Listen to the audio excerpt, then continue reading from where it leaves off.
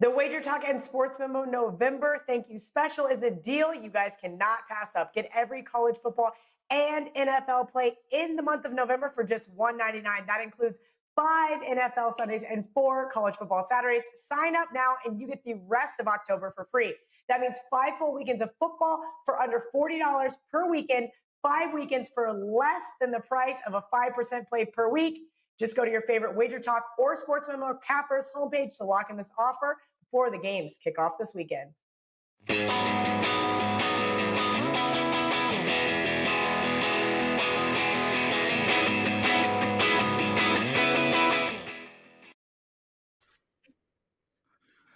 Well, welcome to Wager Talk Today. Teddy covers the Prez. Really awesome show today. Rob Veno, we're talking at Carolina, Kansas City, SMU, and Temple. All of that in about 5 minutes. And around 12:25, Matt Joseph, NFL props and a couple of college football props. But Teddy, let's start with the lead story. Thursday night football. Wow, did the Packers ever look good? When Aaron Rodgers is smiling and having fun, that team is a concern for anyone getting in their way. You watched the game? You cashed your ticket? Sure. I mean, last night, to my mind, was all about much less to do with Aaron Rodgers and the Packers than the San Francisco 49ers, who we talked yesterday on the show about the injuries that the 49ers have been dealing with. In the big game breakdown, I went through all the position groups where they've been missing key guys, and it was basically everyone. 2 weeks ago against Seattle, San Fran was essentially a no-show in that game. Mullins came in and led a little bit of a rally in the fourth quarter, but they were down by 4 scores at that point. Last night, every bit as one-sided. But for as undramatic as the point spread was, Prez, you know how it works with betting. There's something that's got to come down in the last 2 minutes. Last night, it came down to the final play. That, of course, the Packers punching in the touchdown to get the over. Or sorry, the 49ers punching in the touchdown on the last play to get the over. So that's what I wanted to ask you, Teddy. You know, I turned it off, I think 7 to go. There was it was far away from going over. I only made one bet yesterday, Aaron Rodgers over 288. I cashed that early. So I actually missed the ending. How did that game go over? Well, we'll talk about it. Bad beats, bad bets, and bad for the books for sure. But it went over because the Packers took out every starter that they had and put in every reserve defenders, and the 49ers marched down the field for a long touchdown, and they did it again and scored on literally the last play of the game. So there was drama. There was betting drama. There always is. Yeah. What do you got in the big game breakdown? Big game breakdown. We got to talk college football for tonight. Huge showdown here on the left coast. BYU and Boise State, a pair of undefeateds. We'll break that down later in the show. But now, what do we got? Rob Veno to open? The hair. Robert Veno, looking good like usual. How are you, my friend? Killing it in NFL. I'm great today, guys. How are you? Glad to be here. Well, I'm drinking coffee. Balances out being with Teddy. So I'm feeling it, man. Let's get straight into it. Michigan -3 versus Indiana. Total of 54.5. How do we bet this game, Rob? Well, I like the Michigan side, guys. And I think that you have the big 3 handicapping angles all in your favor here. I think there's value. I think there's fundamental edges. I think there's a situational edge. So for me, my power ratings showed Michigan to be 7.5. Therein lies the value end of this deal. And I'm going to start real quick fundamentally with Indiana's offense, which, guys, they've had 28 possessions on offense so far this season. 19 of those 28, or 68%, close to 70% here, they've resulted in 28 total yards or less. Not good from the Indiana offensive standpoint. Against Penn State in game 1, if we can just go beyond what they did against Rutgers last week, they had 10 drives of 10 yards or less. Again, it's just not good. They've scored 8 regulation touchdowns this year. 3 of those 8 have been set up in point-blank range by interception returns. Those drive totals are 4, 6, and 28 yards. They gained 211 yards against Penn State, only 3.4 per play. They only gained 347 against Rutgers. Tell me how this happens, guys. They're averaging 279 total yards per game, and yet they've scored 73 points in those two games. Those two just don't correlate, 279 yards and 73 points. I think the offense, the points they produce, somewhat of a mirage here. The defense, certainly against Rutgers, you can understand why they played well. Rutgers doesn't have much of an offense to speak of, but against Penn State, they gave up almost 500 yards in a game where Penn State was their own worst enemy. 3 missed field goals, 3 turnovers, a turnover on downs. On the Michigan side, I just think a bounce back here from last week, all the quotes I read from Michigan players. And wouldn't it be so Jim Harbaugh-like to, go out last week and blow a game to Mel Tucker's team that looked miserable in week 1 and then come back and win against a 2-0 Indiana team here? I think that they have a situational edge. One thing I noticed last week, Michigan guys was really hurt by Michigan State wide receiver speed. Now, in my estimation, Indiana doesn't have that same depth of speed at the receiver position. So I don't know that they'll be crushed by that. But I'll lean on this as a handicapping angle every single time. What happens at the line of scrimmage? Yards per rush allowed. Indiana so far this year is minus 2.1 yards per rush. They only gained 2.3. They give up 4.4. Michigan is plus 3.1 yards per rush, 6.3 to 3.2. That's a 5.2 yard difference at the line of scrimmage. I'll take Michigan in that situation. We need their defensive ends, those studs, Kwity Paye and Aiden Hutchinson, to come through. They were absent last week, but I like Michigan here, guys. I think -3 is really worth a look. So let me ask you this, Rob, because now every team in the Big Ten has played twice, with the exception of Wisconsin and Nebraska. But we've had a couple of chances to look at them. And we saw Michigan put together this great performance against Minnesota. And then what happens the next week? Minnesota gets gashed every bit as bad, if not worse, by a Maryland team that got to 3 against Northwestern in week 1. So we can probably devalue some of that success against the Gophers, given the Gophers looked even worse the following week against a lesser offense. And then last week against a Michigan State team that was awful and projected to be awful and looked awful week 1, Michigan's offense didn't work, didn't move the football. Milton wasn't any good. Are we concerned about the state of the Wolverines offense going into this game? Because if I'm laying points on the road, I need to be confident that my team can score when they have to. And that certainly wasn't the case last week.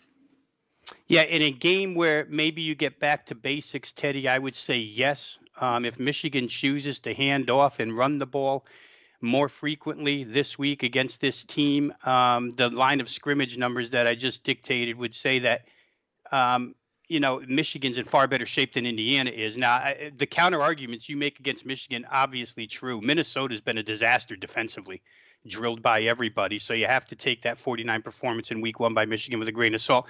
But I just think that both, if we weigh both negatives against one another, there's still value there to me in Michigan, the situation they're in, the way that they were beaten by Michigan State, which almost could, I don't know, you probably watched it, Teddy, but it almost could be that it was a look beyond by Michigan. They seemed overconfident in that game to me a little bit, but they still beat them at the line of scrimmage. So for me, it's still Michigan because I think there's more negatives to the Indiana side. I think they're more of a mirage. Let's put it that way. Rob Veno with us, just killing it. #1 handicapper at WagerTalk in the year 2020, over 200% return, and also #1 in NFL, which is just outstanding. And that's where we're going, Rob. Carolina on the road, McCaffrey coming back, playing the Kansas City Chiefs. I know you're going with the totals, so how much over is this game gonna go? Well, I like when KC's in the lower end of the 50s rather than the mid to high 50s. So that's from Kansas City standpoint, the way I handicap, that's a first look. We got 52.5 here. You mentioned Christian McCaffrey. Obviously, that's got to be a #1 angle, having him back, whether he's, they say he looked great at practice, but let's just say he's somewhat of a decoy, somewhat of a threat, somewhere in between those two. He's still worth his weight in gold to their offense. I think equally as important here, guys, is the loss of Chris Jones, the nose tackle to Kansas City, now put on the COVID IR list yesterday. That takes an awful lot away from that defensive line, interior pass rush, run stuffing ability. You combine that with the potential absence of Frank Clark, their best pass rusher on the line, and Carolina could be in for a big day offensively here. KC, their secondary works because they're blitzing and their pressure has been good. But when you take Jones and maybe Clark away from that, it's troublesome. Carolina, I was interested to read yesterday that Robbie Anderson and DJ Moore, their wide receiving duo, is the #1 wide receiving duo in receiving yards in the NFL. Carolina can strike, although Teddy Bridgewater is not known as a deep quarterback, deep throwing quarterback. They can strike for big yardage, chunk plays, may work here against KC. I think most of all, Kansas City has the 4th worst run defense in the NFL. Carolina has the 20th run defense in the NFL as far as yards per game allowed through the rush. And if both of these teams can establish run and play action off of that, it's a nightmare for the other defense, especially when Teddy Bridgewater can play action. Nightmare for Kansas City. Casey's offense is a nightmare in any way, shape, or form for any defense. So again, more signals pointing toward over. And I'll say that Kansas City's last 3 defensive efforts, a lot of people are pointing to they're playing better defense. 9 points allowed against the Jets. Wipe it out, it's the Jets. 16 points allowed against the Broncos. Wipe it out, it's the Broncos. 17 points allowed against Buffalo in horrendous weather conditions. Wipe that out as well. I don't buy into any of the last 3 being as strong as they look on paper. This game is going to be played in 70-degree weather with a fast track. So for me, 52.5, boy, low end for Kansas City, low end of 50s. I'm going to play it. Carolina's made it to 51, I think, 3 times this year, 51 or better. And I think this thing hits in mid-50s at least, 55 or more for me. So, Rob, I'm making you defend your choices here, but sure. I like asking tough questions on this because it's interesting to me, and I think the viewers really appreciate when we have a little back and forth on this. I'm going to make a really quick case for the under, and it's just one factor: pace of play. Carolina ranks, 28th in the NFL in pace of play. They play slow in the first half. They play slow in the second half. You look at the Football Outsiders number. They are one of the slowest offensive teams in the league. Kansas City, 2, below league average when it comes to pace of play. Are you concerned that the fact that this might be one of those games where these two teams only have 7 or 8 drives, as opposed to a game where teams have 12, 13, 14 drives to get up and over the total? Yeah, if pace of play was going to be dictated, Teddy, by 4-yard runs, I would say yes. When pace of play can be chunk plays, I would say no. I don't see it as being like Minnesota last week is a great example, guys. Looking ahead, projecting Minnesota forward. I think 6 drives in that game because they used Dalvin Cook, and just tried to keep their defense off the field. In that type of instance, I'd look under. But here, I just think yards per play can be big. Due to the fundamental matchups here. So I wouldn't worry as much about pace of play if we're gaining yardage on those plays. Substantial yardage. Rob, I'm 100% with you. And the other thing is we see with a lot of these teams coming into Kansas City or hosting KC, they want to keep it slow moving until Kansas City's up 17-0. And then, well, that's out the window. Rob, real quick, we're running out of time. SMU Temple Saturday. Where do we go here? Guys, I'm going to switch it up on you real quick. I screwed you up in our chat here, but Stanford, Oregon is where I'm going to go because there was potential for SMU Temple maybe to be postponed by COVID. So I stayed away from that. Stanford, Oregon going to play tomorrow. I think the opt-outs and the injuries are important on both sides. But real quickly, I'll just get to what I think are the keys to the game here. Oregon's front 7 is dominant against a Stanford offensive line that I'm not sure can handle it. And Oregon's skill position players are certainly going to make more plays than the Stanford skill position players. There's so much game-breaking talent on the Oregon side, even with a new quarterback, Tyler Shuck, or BC transfer Anthony Brown. I think those two are big differences. I think the fact that Stanford had the least amount of practice time of all the Pac-12 schools makes a huge difference as well. And I'll say in the end that Stanford, it's a team with 28 true freshmen on this roster, guys. Only 10 players on that entire roster are in their final year of eligibility. Too young, too inexperienced for a game one against Oregon. I'll take Mario Cristobal's team. Rob Veno with us, guys. Remember, #1 handicapper at WagerTalk in the year 2020, 12-5 college football run. Utterly dominant in NFL from week 1 to now. Rob, we can't thank you enough for joining us. Everybody, you guys stay with us. Teddy's coming back with his 6 Bs. Matt Joseph, NFL and college football props. Ralph Michaels, and we're going to talk a little horse racing with him. Stay with us. We're right back. It's a quick break. No baseball, basketball, or hockey to get you through until the football weekend?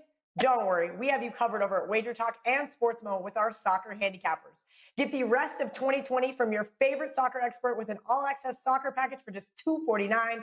This is normally priced at $399, but right now it's discounted $150 off, and it includes any 5% plays normally priced at $40. Just head over to WagerTalk and SportsMemo.com to take advantage of this deal to lock in one of your soccer experts through the end of the year.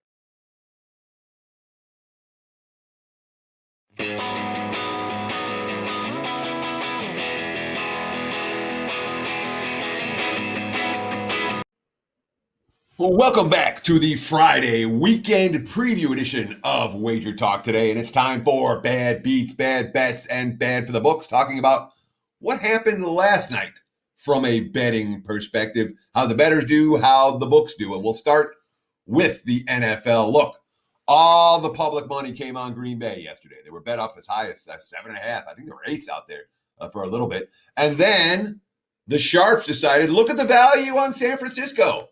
Sharps pounding the 49ers for a kickoff. That closed 6 in a lot of places. And guess what? We always talk about the pros and the Joes and the Joes and the pros. On the side standpoint, the Joes beat the crap out of the pros for last night. And recreational bettor books did not fare well on the side. The ticket count, 5-1 or higher for the Packers. So Joes beat the pros when it came to Thursday night NFL. Yeah, that was a pretty tough beat on the under, a bad beat on the under.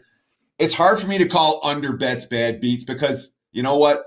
Almost all the bad beats on totals are for under bettors.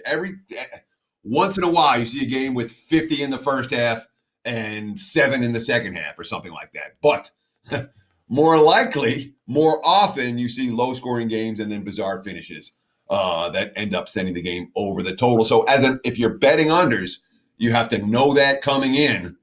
Didn't do you any good last night. Obviously, it's 34-3. The Packers pull all their starters. The Niners march down the field not once, but twice. The only negative play they had during those entire 2 drives was a sack. Oh, that turned into a 15-yard defensive penalty. And, of course, they score the final touchdown with the clock ticking on literally what would have been the last play of the game. So, yeah, that was a tough beat on the under, a bad beat on the under, whatever you want to call it. But recognize when you're betting unders, these type of beats can and will happen. Unfortunately, we had it last night. It happened to you. College football on Thursday night, a pair of games. There was money for Colorado State as home dogs in the border war against Wyoming. That was a right side winner. The Rams pretty much wire to wire in that ball game over the Cowboys. And there was money for Nevada against Utah State. Then the Sharps bet it right back down to 17. That was 17.5, 18. There was 2-way action on that game. Wasn't close. The Aggies looked pretty bad. And that was another game where the wise guys taking the value took a bath and the public laying the chalk was able to cash in. There you have it. Bad beats, bad bets, bad for the books. Back to you, Mr. Prez. Love that segment, Teddy. Let's welcome everybody in. Raphael, nice to see you, Wes. Guitar Rat is in the military. Shout out to you, brother. Thanks for your service. Live to Win. I haven't seen your name before. Can't thank you enough for joining us. Gordon Mathers, Dakashi. I haven't seen your name before. The Colonel, you as well. Chris Offerson, Lim. Geez, all these new names. My God, it's just That's awesome. It's Teddy and I. Yeah, we're just so thrilled that you guys take time out of your day to join us. Nate, Gene, Brian Watson, one of our all-time most regular listeners. 57 likes, 300 people in the room. Guys, up, let's go. We need those likes. It helps our YouTube rankings. We don't ask for much. All you literally have to do is hit that button. Teddy, my friend, we're going to take a quick break. And then Matt Joseph, NFL props, college football props, one of my favorite segments of the week. Or do we just bring him in right away?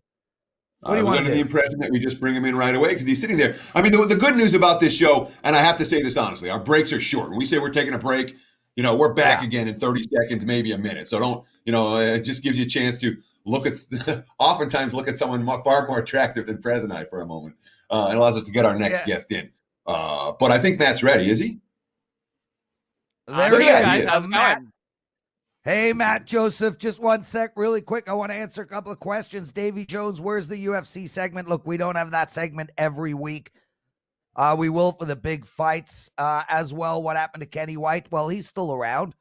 We just change him up from time to time. We absolutely love Kenny.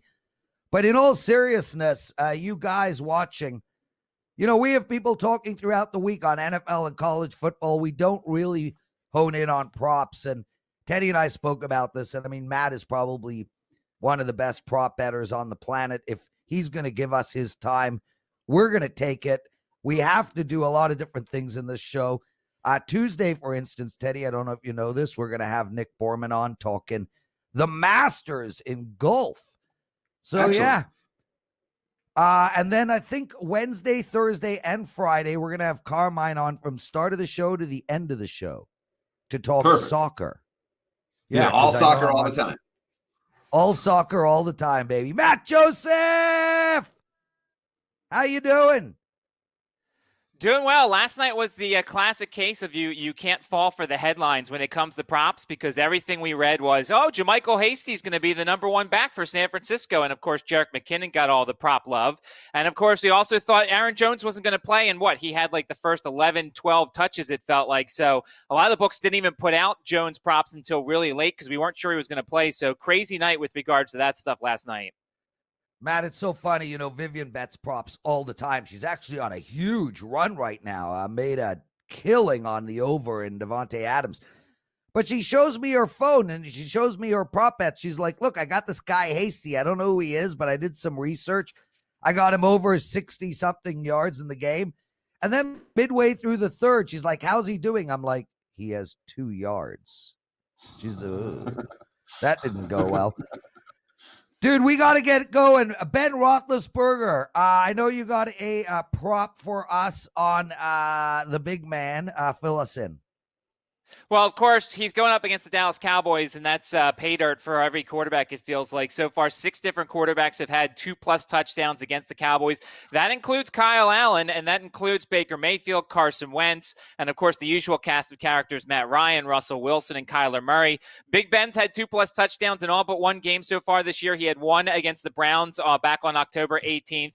I just think that, look, the Steelers' run game's not good enough. The Cowboys' secondary stinks, so why not take the easy stuff? Go for some touchdowns, whether it's to Claypool, whether it's to Juju Smith-Schuster, whoever it is, Deontay Johnson, James Washington, whoever it is. I think Ben Roethlisberger lights up Dallas' secondary like everybody else does. So we're not expecting any weather conditions in Buffalo this week. It's supposed to be reasonable for a November day as the Seahawks take on the Bills. These are 2 pretty good offenses. What do you like for Seattle and Buffalo when it comes to the prop market? Yeah, Josh Allen, we're not going to necessarily touch his passing stuff. We're going to look at his rushing yards, and it's around 32.5, and Seattle has given up the second most rushing yards to quarterback so far this season. Cam Newton had 47 yards. Dak Prescott had 26. Ryan Fitzpatrick had 47. Kyler Murray had 67 against them when they went up against them. And Allen's starting to rush the ball a little bit more. 21 times the last 2 weeks. He's averaging 7 attempts per game for around 28-ish yards this season. I don't know if this is necessarily a trend, but 36 rushes so far this season have come in 4 home games for Josh Allen. I just think they're not going to want to get into a shootout against Seattle. I don't know if they have the offense built for that, so why not run some of those Tecmo Super Bowl plays with the quarterback runs and get Josh Allen over that 32.5 rushing yards? Yeah, and Matt, that just makes so much sense. I mean, both props you're saying make so much sense. Josh Allen can do that in one run, and we're seeing that Buffalo offense. I mean, they're clearly allowing him and building plays for him to hit that outside. I love it, man. Let's talk about Newton. Cam. What do you got for us? Oh, no, I'm wrong. Evan Ingram. Joe. I wish you guys could hear Joe on this show. He says in my ear. Joe, you got a girl over there? Why are you mmming?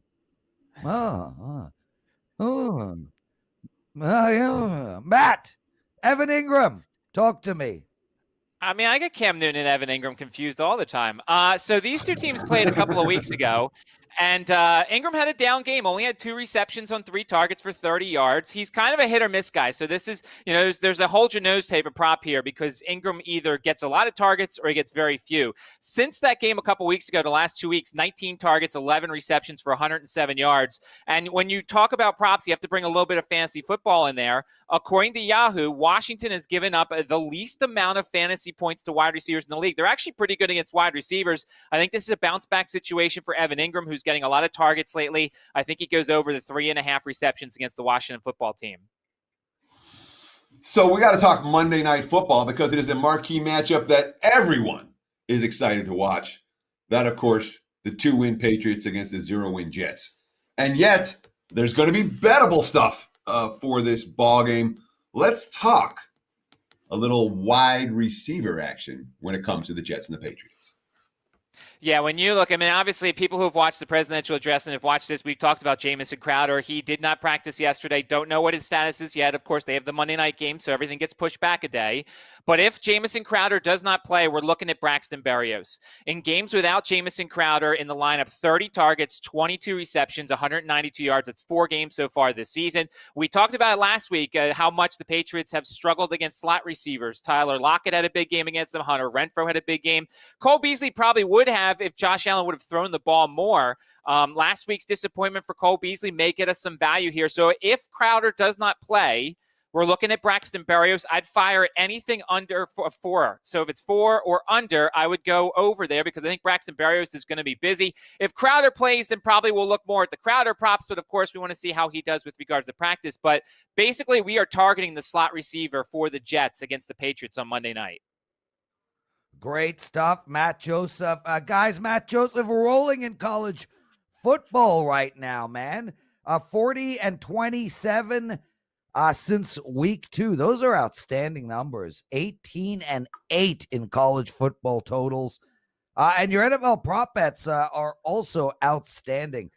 You can find Matt at sportsmemo.com. Don't sleep on this guy, guys. This, people especially. When it comes to prop betting. And Matt, before we get into your last prop, you've got a show coming on later today. Do you want to quickly tell us about it? Yeah, prop it up at 4:00, and we go into all this stuff. We talk football, we take questions from the crowd, and certainly it's a big-time show, and we're getting more followers because there is a nice prop market out there, and certainly we appreciate here on the WagerTalk YouTube channel coming up at 4:00 Eastern Time. 2 to go college football team total. Let's start there. Talk to me. All right. So this is. All right, Let's we'll actually go in order. One. Lawrence. Yeah, let's go in order. I don't know why Lawrence is having a hard time going down a list of props that you sent in a row, but you were talking about team totals. I'm doing it with for the New York Joe. Jets. All right, so Monday Night Football. So this is a team we've talked about quite a bit, the New York Jets. And no, I'm not crazy. I'm taking over 0.5 point in the first quarter. So there is some reasoning behind it. 5 times this season, the Jets have scored in the first quarter, including each of the last 2 games. This is a team that has moved the ball a little bit up and down the field. Sam Darnold's best numbers have come in the first quarter. His highest completion percentage, he's 33 of 49, 289 yards, a touchdown, an interception, and a rushing touchdown as well.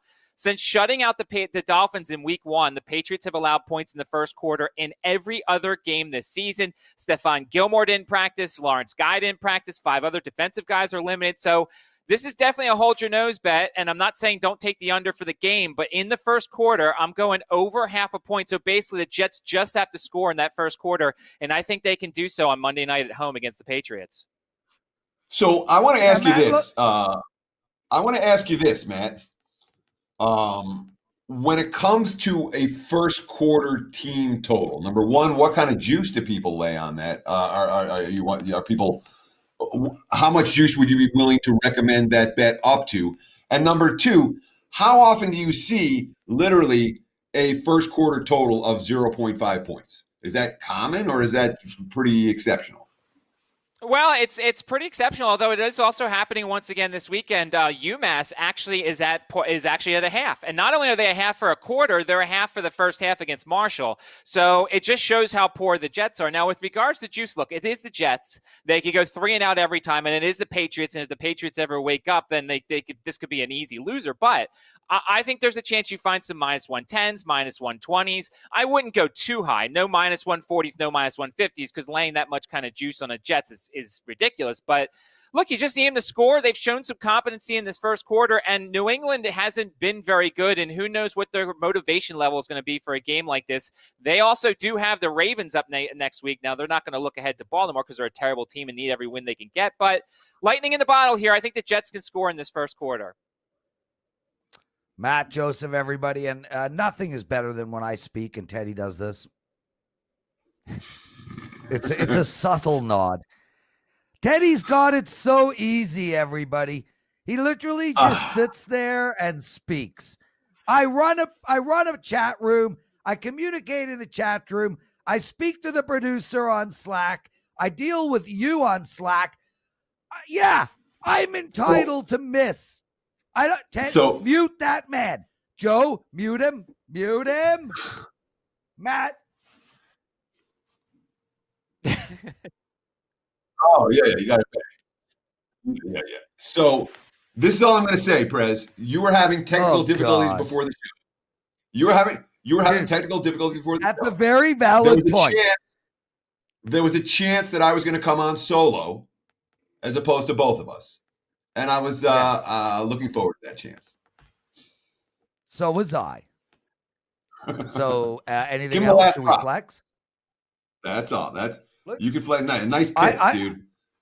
Dude, I got 600 hot lamps freaking facing at me. You need to calm down, Teddy. You've been out of control since the minute you woke up. Matt, please start talking. All right, the last prop is our college football one. We haven't lost in our first 2 times on the show. We're going to Georgia State. We're taking the over 20.5 for the first half, over 39.5 for the game. They're going up against Louisiana Monroe. I think we're getting some value here because Georgia State got embarrassed last week at home, 51-0 to Coastal Carolina. The Panthers have scored a ton of points this season. They've scored 90 first half points in their other 4 games, over 150 in those 4 games for the contest. Cornelius Brown, really good. They've got solid wide receivers, a good run game here. Louisiana Monroe has not led in a single game. They've been outscored 155-51 in first halves. And UTEP was the only team not to put up at least 35 against ULM. This is a bad Warhawks team. This is a bad defense. I think Georgia State can name their score here. So over 20.5 for the first half, over 39.5 for the game for Georgia State. Awesome stuff. Matt, Joseph, guys, we have a great comment in the chat room. Top set. I only come here to watch Teddy and Matt. I just want to say, same with me. Literally, I only come on here to watch Teddy and Matt. I have no problem with that, man. That's one of the great things about being one of the key owners in a WagerTalk. I get to watch and enjoy the incredible talent that Johnny has assembled. And let me tell you, it is incredible all the way through. I mean, Gianni, Koken, Veno, on and on, Marco, just amazing stuff. So I don't take that personally. I take that with pride. Chatroom 1, Prez nothing. I love our producer. Matt, what do you got to promote? Well, we've got our 5% team total out there on my page on sportsmemo.com. It's coming up tomorrow. Really excited. Hopefully it hits. It's a good one. And most sports books will either have the team totals out right now or they'll be out Saturday morning. So looking forward to that. Good luck to this team coming up tomorrow. But you can find that on my page on sportsmemo.com. Excellent stuff. Guys, we're going to take a quick break. Teddy's right back with some college football bets, and then we got Ralph Michaels. Stay with us all the way to the end. and hit that like button and hit it now. The best opportunity to bet horse racing every year is the Breeders' Cup, when the top thoroughbreds from around the world come to find out who is the best of the best.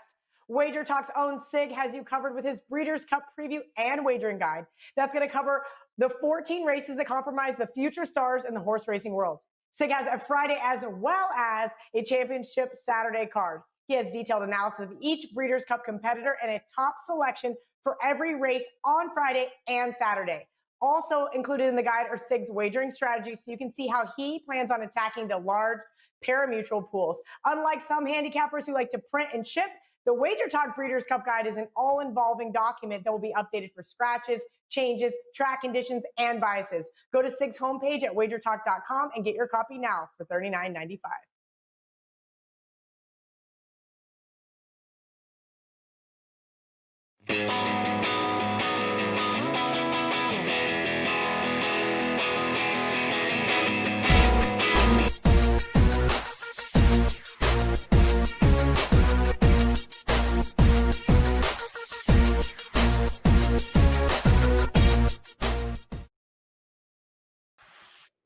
It is time for Big Game Breakdown here on the weekend preview edition of Wager Talk Today.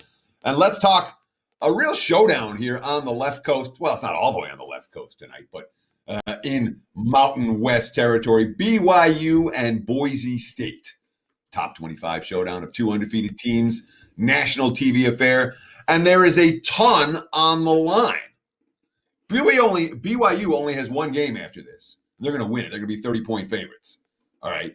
So if they win tonight, they will finish the regular season undefeated and be in position to go to to be the group of 6 bowl team. Boise, facing a Mountain West schedule, you look at who they have on tap, they're going to be 3 touchdown favorites in game after game after game moving forward. I don't think Boise has another losable game on their schedule. So the winner tonight really is in prime position to get I don't know if Cincinnati's going to get it, whoever's going to get that group of 6 bowl bid. The loser's going to be done, and the winner's going to be live. So a ton at stake tonight as BYU takes on Boise. I want to talk about line value, all right? And there's 5 different factors that are all pointing to the same side when it comes to line value. Let's start with this. We want to look at historical point spreads. The Boise program hasn't changed dramatically from last year. The BYU program hasn't changed dramatically from last year. BYU's better. They're not way better. Boise's probably about the same. Last year, Boise was -7 at BYU. They lost by a field goal after a furious BYU rally. So last year, Boise -7 at BYU. This year, Boise +4 at home. Value to the Broncos. Number 2, line value, BYU at Houston. This was 3 weeks ago? BYU was -3.5 at Houston. I don't care where you have in your power ratings. Houston ain't Boise. Now they're laying more than that to Boise. So you have this year numbers where BYU on the road. That's their only tough competition, basically, in the last 5 weeks. Was BYU at Houston, and they were laying less in that game to a Houston team that isn't any good compared to a Boise team here that's good, and they're laying more. Line value factor number 3. BYU's crushing everybody, right? Yes, but they're smashing weaklings. They've been -24.5 or higher 4 times in the last 5 games, and they're destroying this lesser competition that doesn't necessarily bode well when you step up in class. And again, when you smash weaklings and cover spreads you get a pretty big betting bandwagon. Now BYU stepping up in class on the highway. Line value issue number 4. Doesn't look like Boise quarterback Backmeyer is going to play. In fact, that's why the money's come on BYU this morning. He's their starting QB. He was great as a Frosh last year. He's a good quarterback. So is the backup. We see this all the time in sports betting where this guy's out, therefore the team stinks. No, the backup can come in and play at a high level. Jack Sears, the QB, was a top 20 QB recruit. Okay, there may be A little drop off. There's no significant drop off here. Sears 17-20 last week for 3 touchdowns. Last factor with line value, Boise allowed 30 to Air Force last week. Well, yeah, Air Force runs a unique, quirky offense. Boise's defense isn't bad. They're focused on this game more than the Mountain West team that they see every year. So you put all those factors together. The line value compared to what Boise and BYU were last year. The line value compared to what we saw a month ago with BYU at Houston, less than a month ago. The line value created from BYU smashing all the weaklings. The line value from the quarterback change. The line value for, in my mind, misplaced concerns about the Broncos defense. It's a pick-em game. You're catching 4 points. Boise State, the clear choice for this bet. Back to you, Prez. Why, thank you, Teddy Covers. Great work. Guys, love you all being here. Jason Mull, Andrew, Stacy Freeman, Abel, shout out to you on that great parlay win you had, brother. TX, Eddie Sanchez, Adam Lastman. Teddy, my chef showed up today in the chat room, which is always exciting. He made the most spectacular soup. Oh my God. 2 days I finished the entire thing. I know so you don't care. I know nobody wants soup yet.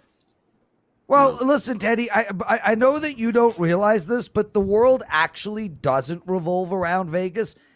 Incorrect. At the current moment, it does. And Georgia and Pennsylvania. Dude, I'm not kidding you. I got to tell you quickly, and then we'll bring Ralph on. My daughter is 16 years old. She is Canadian because I'm Canadian. And she has been so gripped by the vote. She literally walked in during this show while you were doing your 6Bs, and she was like, Dad, are you seeing what's going on? Blah, blah, blah, blah, blah, blah, blah. I have a 16-year-old Canadian kid who is up till 4 a.m. watching election coverage. That's how much drama is on south of my border. Amazing. Well, I mean, it has been, again, from a betting standpoint, it was the single biggest betting event in the world, but in the history of the world, to the best of our knowledge. But to say, Lawrence, let's just bring Ralph on. I don't even want to argue about this stuff. We've talked presidential election betting for what's arguing? I was just telling you a cool story about my kid. Last night, I offered $20 to any one of the 4 kids to drink a raw egg. Yeah, that's what goes on. That's what goes on in my house. I care, Joe. Ralph Michaels, we need you bad. Oh, you didn't match the pen? You don't have a white pen? I guess I have a white and red pen from Del Mar, Thoroughbred. Marco and I went to opening day last year. Speaking of horses, I have a horse race from SIG today as the Friends of Ralph section on situational play of the day. So Breeders' Cup, no bigger event for those that aren't horse racing fans. We'll go over that in a minute. Teddy, I want to add one more statement to your game tonight because I completely agree with you. 116-8. That's Boise's record at home since 2001. 116 wins and 8 losses, and you're getting points. Although I have to say, I saw some incorrect information being tweeted from mainstream sources today that said that Boise hadn't been a home dog since 2001, and that's crap. Boise has been a home dog multiple occasions since 2001. They were stepping up and playing. Yeah, you are correct. They were a home dog to a Pac-12 team a few years ago. Yeah, they had a couple of Pac-12 games. And then twice in bowl games. Boston College came here in the bowl game, Humanitarian Bowl, and then another team did as well. I was looking at it on videos. We broke it down with Drew Martin and Rob Veno. So you are correct. That is a wrong statement. They were a home dog. So you guys, like we say, that's what Wager Talk Did You Know is about. Know your facts. Don't listen to what people say and bet something because of it. But Teddy, this is a repeat. And again, there's sometimes, guys, when angles are good on Friday, we're going to mention them. This is one, Teddy, that you said you liked. I brought it up a few weeks ago. It was the Bears when they traveled to Carolina. And it's simply this. The games between the threes, from +3 to -3, One team is off a straight up an ATS loss. One team is off a straight up an ATS win. Teddy, I think your quote was, well, it shows you how important momentum is, and that continues. Well, the team off a straight up an ATS loss, 11-33, 25%, or the team off the straight up an ATS win, a 75% against the spread angle. This angle applies to the Raiders over the Chargers and the Colts against the Ravens. So two situations for an angle again. 75% over the last 5 years. We've cashed with it already this year. A very simple, but again, a very meaningful angle, I believe, going forward. And guys, Sig is a great guy. Sig's actually here in Vegas this weekend for the Breeders' Cup. For those that don't know, Sig does horse racing every day. He's got a package up on WagerTalk that he sells for, I think, $9 every day. Well, his Breeders' Cup package is $39. You get every race today at Keeneland, every race tomorrow, and we have one of his races for today. And for people that say, oh, I only care about the big races, let's put this in perspective. The Breeder Cup purse was $1 million.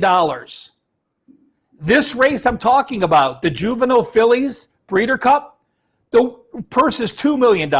It's double what the Preakness was this year. So Keeneland is a racetrack where the Breeders' Cup is. It's 2 days. Today's race, race number 8. It's the Juvenile Fillies.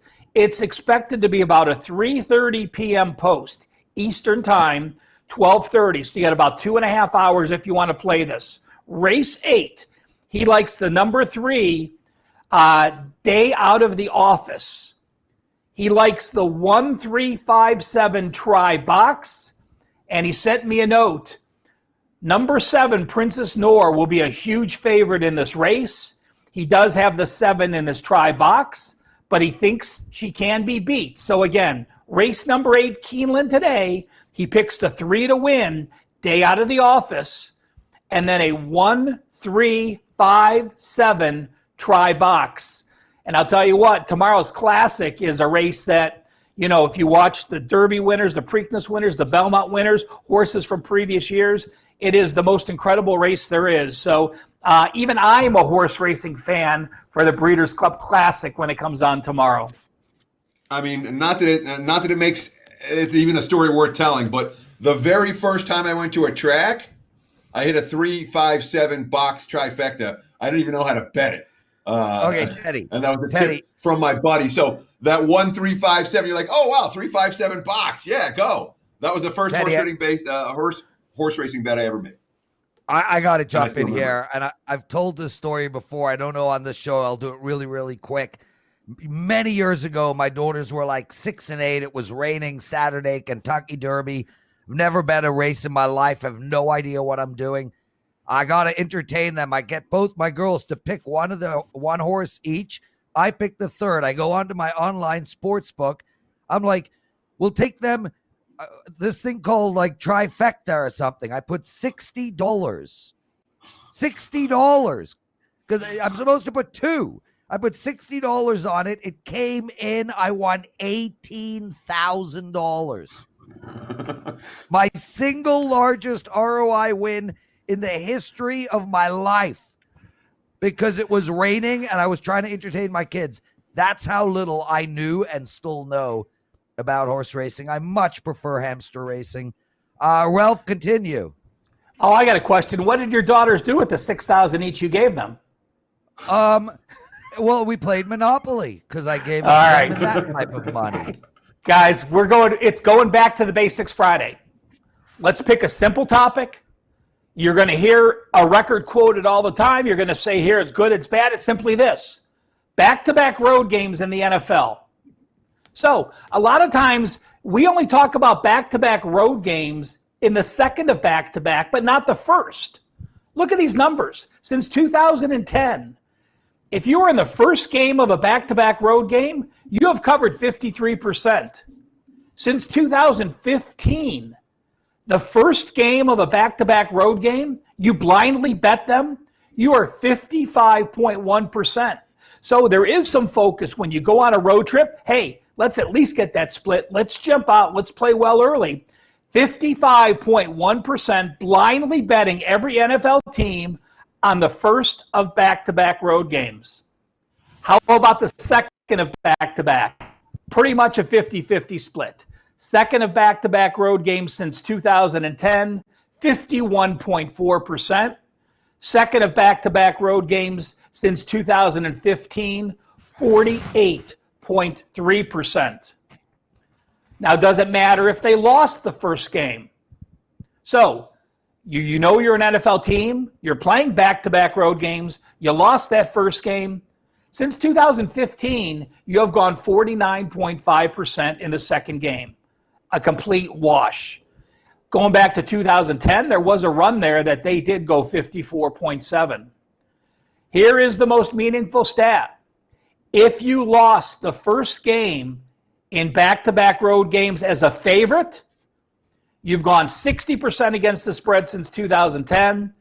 There has been a little bit of a drop-off since 2015. You still have hit 55% against the spread. So, two things to take out of it. First game of back-to-backs, 55%. Second game, if you lost the first as a favorite, 55%. And I get asked all the time on Twitter, oh my God, the Steelers are playing a third straight road game. That has to be a horrific record. Well, since 2015, if you played 3 straight away games, you are 51.7%, basically break even when you're betting on a team playing a third straight road game. So get those notions out of your head. Back-to-back is not a negative. 3 straight road games are not a negative. Take the positives that we learned the first road game, and if you lost as a favorite in the first of 2 road games, those are 55% pluses. So we're certainly worth a little check mark for those teams in those situations. Ralph Michaels, everybody. Teddy, you and I don't get to do this very often. What do you have to promote for this weekend? Locked and loaded with a full slate of games in college football and the NFL, including a 5-percenter for Sunday. What about yourself, Lawrence? Yeah, me too. I got a massive card for Sunday. I actually emailed it to you last night. 7 individual bets, 1 teaser, and I do have a 5% play, which I absolutely love. I got a 5% play going tomorrow in college football as well. Ralph, yourself? I have a 5% play tonight in college football, nice. And I will tell you, it is not on the BYU Boise game that you guys know which side I like. So, hey, if you want to start the weekend off with a big 5% winner, you can jump over and grab it now. Real quick, Thomas Norwood, what is a good starting bankroll to pursue being a pro handicapper? Brother, we're going to get into this type of math very, very deep soon, but here's something for all of you guys to know. If you start with $2,000, you bet 5% every play. That's $100 to win. You bet 1,000 plays. 3 years later, you're at 40 grand. 5 years later, you're at $1 million. And that's only at 54% win rate. So anything is a good way to start to become a pro handicapper. Yeah, Joe, it is amazing. I'm amazing. Teddy's amazing. This show is amazing. Teddy, end it, please. Sure. And the concept there, Lawrence, is little edges over time with consistency can and will pay off. Thank you so much to Rob Veno for joining us today. Thanks to Mid-Major Matt. Thanks to Ralph Michaels for his daily T&A segment to close out the show. Thanks to you, Lawrence. Thanks to Joe Ranieri for producing. And thanks to all of you out in viewerland. Enjoy the games all weekend. Good luck. We'll be back again right here on WagerTalk Today on Monday morning. Cheers.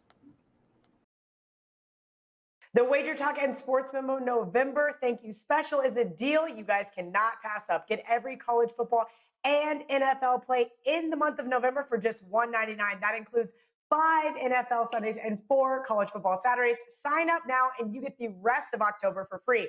That means 5 full weekends of football for under $40 per weekend, 5 weekends for less than the price of a 5% play per week.